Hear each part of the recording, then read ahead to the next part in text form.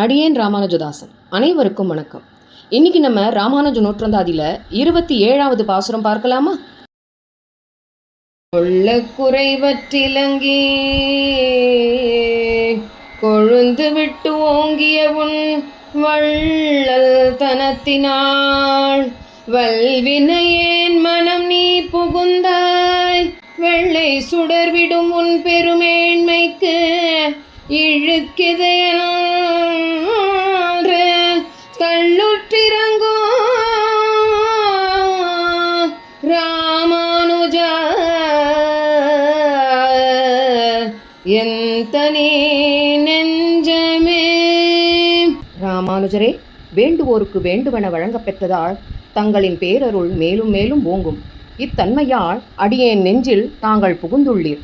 தங்களின் எல்லையற்ற பெருமைக்கு இழுக்கென்று தளர்வுற்று கருதும் என் நெஞ்சு ஒரு துணையுமின்றி உருகும்.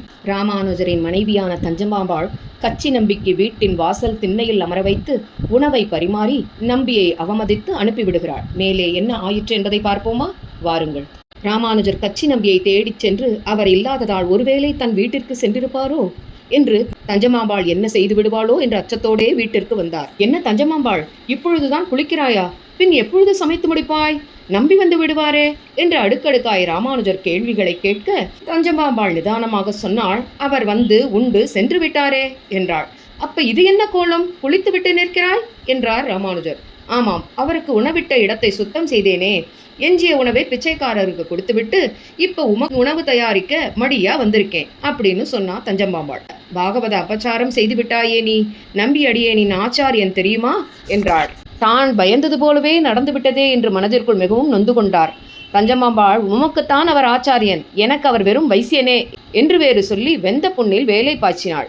அவர் உண்ட மிச்ச உணவை பிச்சைக்காரனுக்கு போட்டாய். அடியேன் ஒரு பிச்சைக்காரன் செய்த புண்ணியம் கூடவா செய்யவில்லை? ஆழ்வார் பாடினார், போனகம் செய்த சேடம் தருவரில் புனிதமன்றே என்று. ஒரு ஆச்சாரியன் ஒரு தகப்பன் சாப்பிட்ட மிச்சத்தை சாப்பிடுவது தவறல்ல என்கிறது சாஸ்திரம். தன் மனைவி தனக்கு இப்படிப்பட்ட அவமானத்தையும் பாகவத அபச்சாரத்தையும் ஏற்படுத்தி விட்டாளே என்று மிகவும் வருந்தி நொந்து கொண்டே நம்பியின் வீட்டிற்கு வந்தார் ராமானுஜர். ஆச்சாரியனே, அடியனை மன்னித்து விடுங்கள்.